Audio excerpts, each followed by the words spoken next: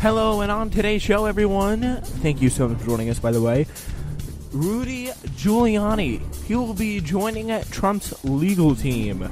That'll be very fun. So, Jim Comey's memos, they provide us with an intimate look into the Trump presidency. We will give you 6 takeaways from the things.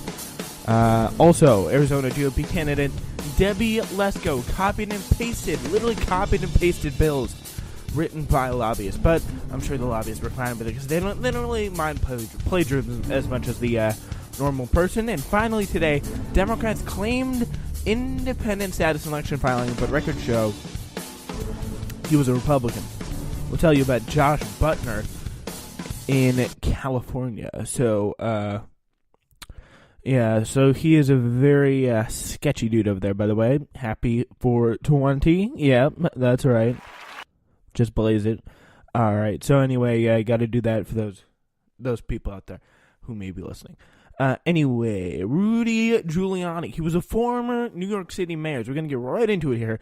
And a longtime friend of President Trump. He will join the president's legal team in an effort to quickly resolve the special counsel investigation into Russian election interference and possible ties on the Trump associates.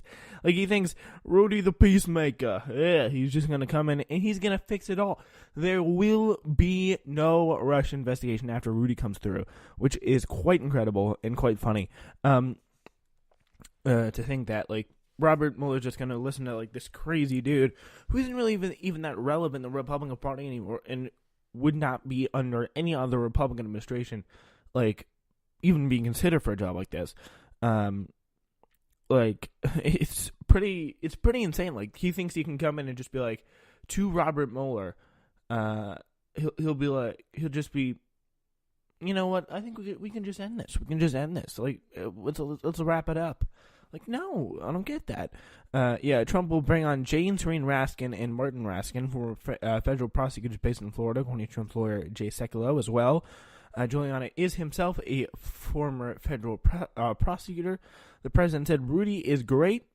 He's been my friend for a long time and wants this matter quickly resolved for the good of the country. The 3 new lawyers gave Trump a broader legal stable to rely on as he faces not just the special counsel, but the threat of an investigation by federal prosecutors in Manhattan into the president's longtime presidential personal lawyer and fixer, Michael Cohen. Federal agents raided Cohen's office and hotel room last week. Trump has a pretty difficult time retaining top-flight lawyers as the inquiries having increasingly unsettled him, is angry, chafed against his lawyers' legal strategies. Because obviously he knows more than the lawyers. Like, that's the incredible thing I don't get with Trump. He always thinks he knows more than the people who are experts at the job. Like, it's like, I know more about ISIS than the generals. Like, do you? Like, sure, I'm not saying the generals are the best people in the world, but they know more about ISIS than you, but like, it's just not very sensible.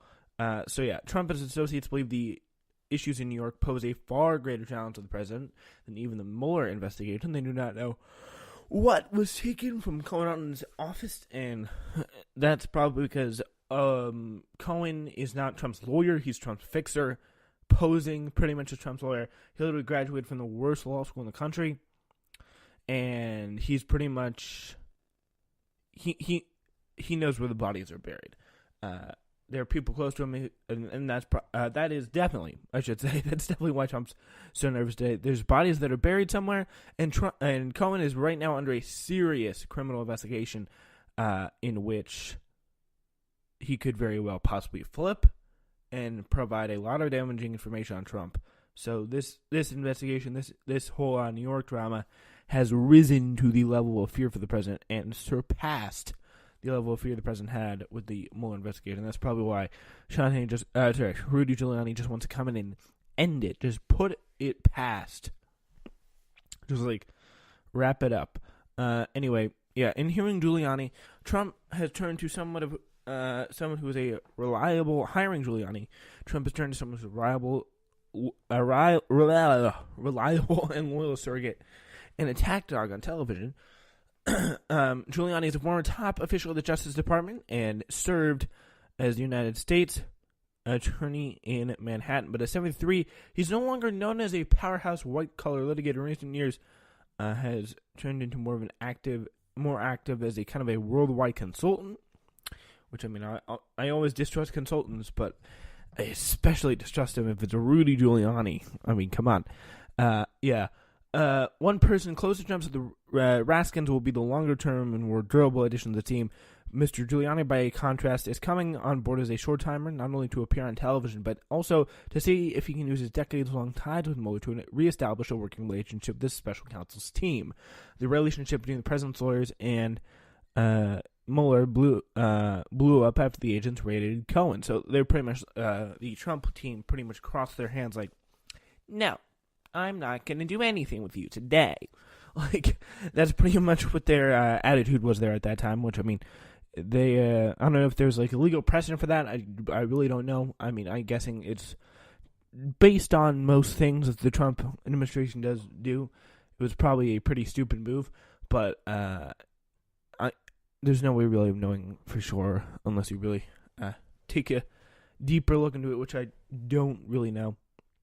Yeah, so Giuliani's main focus will be bringing an end to Mueller's investigation into whether Trump obstructed justice and links between his campaign and Russia. As part of those efforts, Mr. Giuliani will take the lead dealing with Mueller's efforts office, Mr. Mueller's office on an interview with Mr. Trump. The president and his lawyers do not believe Trump has any legal exposure, but are wary of the interview because obviously, I mean, like, I'm pretty much what I say to the Trump lawyers. It's totally fine. Do not be wary because Trump can totally outsmart Robert Mueller. Like, he's way smarter than Robert. You guys should totally do it. Like, there is no way.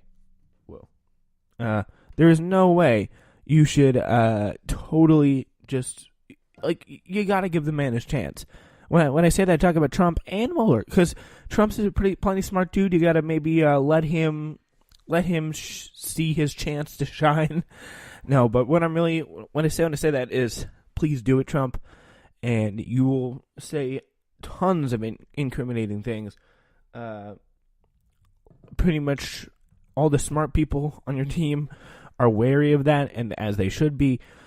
It's a very bad idea. It's a very bad idea for Trump if you're looking at it from a pro-Trump angle, because he is definitely going to say something incriminating. I mean, there may be the Trump supporter who is like, no, he'll crush Mueller in the palm of his hand. Like, no, you don't know Mueller, and you don't know what Mueller has on Trump. So you're coming into this interview with the blindfold, and you're in their home turf, which means you're literally not in a very good position at all. So, yeah. One person close to Trump said, the Raskins are going to be the longer-term person, and Giuliani wants to restart things and also try to reestablish, using his decades-long ties with Mueller, a working relationship with the special counsel's team. So Mr. Giuliani's main focus will be bringing an end to the Mueller investigation into whether Trump obstructed justice and links between his campaign and Russia. As part of these efforts, Giuliani will take the lead in dealing, again, a possible interview with Trump. So that's the pretty crazy thing. He thinks he's just gonna waltz in there being the top diplomat that this man is. He will walk in and be like, you know what? I think there's no problem. I think there's no problem here. I think we could just end this investigation and we'll all be good. We'll all be good. Like, what? Like, he thinks he's gonna come in and end the Mueller probe. He's just gonna waltz on in there and end it. Like, and Robert Mueller's going to listen to him? It just doesn't make any sense to me. I don't see how we can get that happening. I mean, maybe they can come to some sort of deal, but that I look at to be very unlikely. At the same time, though, they have determined that for Mueller to complete his inquiry in a timely manner, Trump will need to sit down for questioning. Giuliani plans to try to work with Mueller to come up with a way to question Trump that both sides are actually comfortable with. So that's at least smart for Giuliani. I mean, yeah, so the addition of Giuliani comes at a particularly tumultuous time for the president. Last month, the president's lead lawyer, John Dowd, quit the team after he determined the president was not following his advice. For much of the past month, the team has been led by Jay Sekulow, who has had to assemble a new group of lawyers to deal with the issues in New York and another team to confront Mueller. So, like, that's Like, it sucks for him, but it also sucks that you chose to represent a client with an insane amount of legal problems. And he's also happened to be the president. So, like, it was kind of interesting for the past, like, what was it? I'd say 6 months. Like, policy was really a focus. Like, people were actually, like, trying to pass things. But now it's just, like, the government has gone to a standstill with the amount of legal problems Trump has at the moment. So it's really strange to see that happening. Back in this whole limbo about, like, special counsel, New York. There's so many things going on. What the heck? So at the same time, Mueller has been pressuring Trump to sit down for an interview. The president, who initially said he was eager to answer Mueller's questions under oath, is more skeptical of an interview in the wake of Mr. Cohen's office. In the wake of a raid on Mr. Cohen's office, pretty much. I hope he would also be skeptical because his advisor has been screaming, "No, he's going to entrap you. He's going to get you. You're going to say all sorts of incriminating things because." Even you probably know you have a little bit of trouble controlling that mouth of yours. So it'll be a little hard for you to come to that interview and pretty much be like cool and chill with everything about it. So, after Dowd quit, many well-known lawyers turned down the opportunity to join the president's legal team. Some said they did not believe Trump would listen to them, and their firms did not want to be associated with the president. But after the raid on Cohen, many lawyers became more interested in working for Trump, according to people briefed on the matter. So maybe more believe they had a quick case. For example, Alan Dershowitz has emerged as a huge, at least on TV anyway, kind of comically, a big defender of Donald Trump. But after the raid on Cohen, so we know they are much more interested in things. Quite a lot here have changed. Things are a little flipped. Lawyers believe the government overstepped its bounds by executing a warrant on the lawyer's office and have contended the government violated the attorney-client privilege between Cohen and his clients. So now everyone knows who the clients are, if they were private, and all the details and all the affairs that they had with them. So Trump negotiated the discussions to have Giuliani join his team, with Giuliani directly. A person close to the process says Trump has repeatedly offered Giuliani the job of Attorney General during the transition. Giuliani turned it down because he wanted to be Secretary of State. Imagine Rudy Giuliani, Secretary of State. Wow. That would be pretty crazy. As we know, that is something that, thank goodness, did not happen. He's probably like, no, you can't be Secretary of State. What are you talking about? And then Giuliani just looks at him and is like, really? No?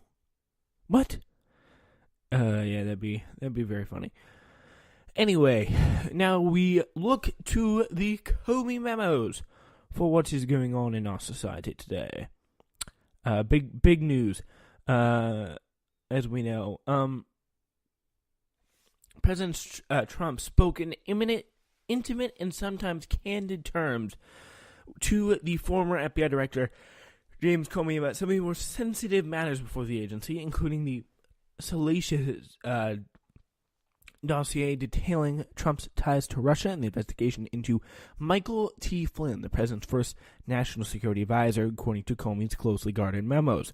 The redacted and declassified memos, running 15 pages in total, and sent to Congress from the Justice Department on Thursday night, details a series of phone calls and encounters between the two men in the months leading up to Comey's firing. They offer a pretty extraordinary look at the private interactions among leaders in the highest levels of the government, and they now have been released. It's been a thing since a year ago, or at least 11 months ago.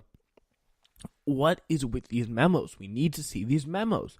Like, what is there? Is Comey describing these memos some sort of collusion, some kind of illegal activity? What did Trump say? We all kind of need to know that, because, I mean, it's Trump, and he says crazy things all the time and every day.